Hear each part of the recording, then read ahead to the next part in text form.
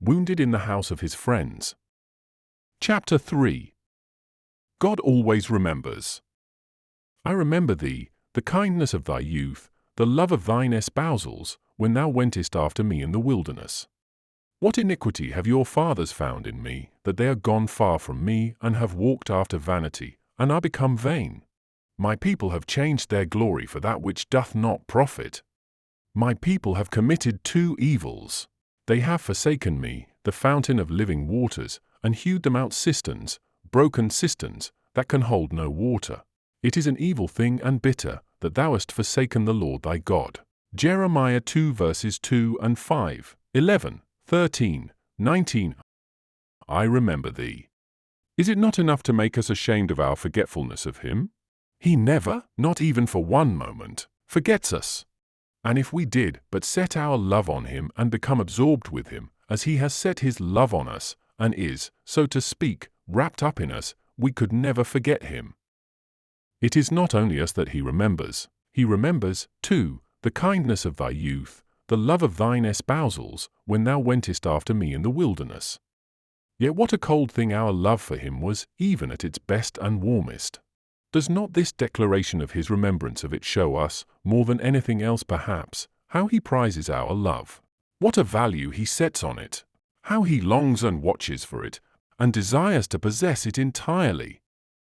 His own is so great that he cannot be indifferent as to how much of ours we will give him in return. He so desires it, that, as one has said, his heart is melted when he has it, he is overcome by it. Turn away thine eyes from me, for they have overcome me. Song of Solomon 6 verse 5.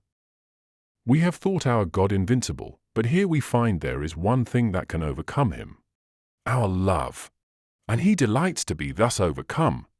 Shall we not let him be? Shall we not cry with the psalmist, I will love thee, O Lord? In those days when our heart did burn with love for him, Israel was holiness unto the Lord, verse 3. It is when our love is waning that holiness loses its beauty and desirableness in our eyes. And how is it that all this has changed? He himself wants to know. He asks what iniquity we have found in him, that we are gone far from him, and have walked after vanity, emptiness, a thing of naught. He brought us into a plentiful country, to eat the fruit thereof and the goodness thereof, but when ye entered, ye defiled my land, and made my heritage an abomination. Verse 7. Yes, it has been so. Men have seen that ours was a good land and a desirable, and have been on the point of entering it themselves, because they saw when they looked upon us that we had found it a fruitful and good land. But a little time elapses, and they look on us again, and lo, we have defiled the land. Sin has come in, we have had contact with dead things, and everything that we touch becomes defiled. Numbers 9. And thus we have hindered some who would have entered. Wherefore I will yet plead with you. Hath a nation changed their gods, which are yet no gods? But my people have changed their glory for that which doth not profit. Yes, my people have been worse than the heathen, for they hold to their gods, which are yet no gods. But my people have changed their glory, a reality, not a nothing. Isaiah 60 verse 19, Zechariah 2 verse 5, for that which doth not profit. This forsaking the living God and letting idols usurp his place in our hearts is the initial step which leads many and many a one into the broad paths of sin. Thus it was in Jeremiah 5, where we find him saying, verse 31, the prophets prophesy falsely, and the priests bear rule by their means, and my people love to have it so. And what will ye do in the end thereof? Truly a wonderful and horrible thing. Verse 30. Thou hast fretted me in all these things. Among my people, those whom he had set apart to be holy unto himself, are found wicked men. Verse 26. Well may he exclaim, be astonished, O ye heavens, at this, and be horribly afraid, be ye very desolate, for my people have committed two evils, they have forsaken me, the fountain of living waters, and hewed them out cisterns, broken cisterns, that can hold no water. Could you believe anybody would be so foolish? Fancy hewing out broken cisterns, hewing them, too, deliberately expending their labor and strength on them, forsaking the fountain of living waters, than which there could be no better, no fuller supply, for cisterns that cannot possibly hold water. Not only have we no water wherewith to refresh our own weary, thirsty souls, but we can no longer water others. He has provided that we shall have a continual exhaustless supply for ourselves, and that from us shall flow rivers of water for others. John 7 verse 38.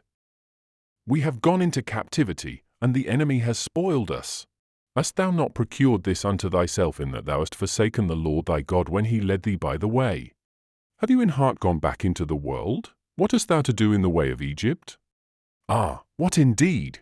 Thou hast been redeemed out of Egypt, and thy Redeemer brought thee into the good land he had promised thee. Deuteronomy 6 verse 23, Exodus 6 verses 6 to 8. It is indeed an evil thing and bitter that thou hast forsaken the Lord thy God. No wonder when we wake up to find how we have grieved him who treasures up the memory of our love in time past. No wonder that, in our shame and grief at having so wounded him, we lie down in our shame, and our confusion covereth us, for we have sinned against the Lord our God. No wonder that we cry, there is no hope, no, for I have loved strangers, and after them will I go. I elected to follow strangers, and now after them must I go. No wonder that we exclaim, depart from me, for I am a sinful man, O Lord. O Israel, thou hast destroyed thyself, but in me is thine help. There is hope, there is lifting up, even for you, dear reader. Do you say, how can there be?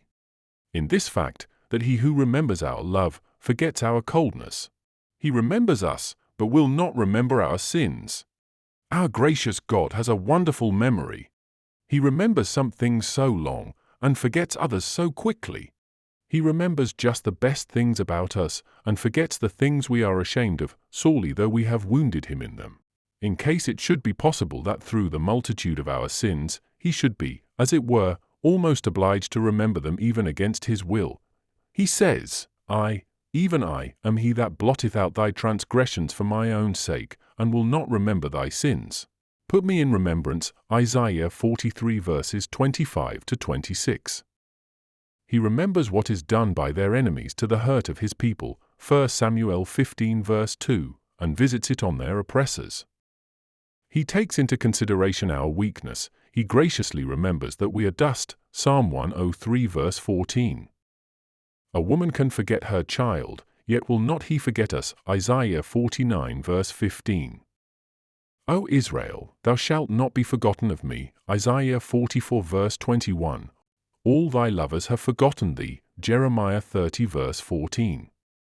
Though we have behaved so basely towards him, this is all he has to say to us. And then there is more still. He not only hearkened and heard them that feared the Lord, and that thought upon his name, and spake to one another about him, but he had a book of remembrance written to commemorate what had so delighted him to hear, Malachi 3 verse 16. Shall we not cry from the depth of our heart, we will remember thy love? Song of Solomon 1 verse 4. The desire of our soul is to the remembrance of thee, Isaiah 26 verse 8. My Lord, dost thou remember this of me, my love, so poor, so cold? Oh, if I had but loved thee more! Yet thou hast pardoned. Let me pour my life's best wine for thee, my heart's best gold, worthless, yet all I have, for very shame, that thou shouldst tell me, calling me by name. Thus saith Jehovah, I remember thee. My Lord, dost thou remember this of me, the day of thine own power? The love of mine espousal sweet, the laying wholly at thy feet, of heart and life, in that glad, willing hour. That love was thine, I gave thee but thine own, and yet the voice falls from the emerald throne, thus saith Jehovah, I remember thee. My Lord, dost thou remember this of me? Forgetting every fall, forgetting all the treacherous days, forgetting all the wandering ways, with fullness of forgiveness covering all, casting these memories, a hideous store, into the crimson sea, forevermore, and only saying, I remember thee. My Lord, art thou indeed remembering me?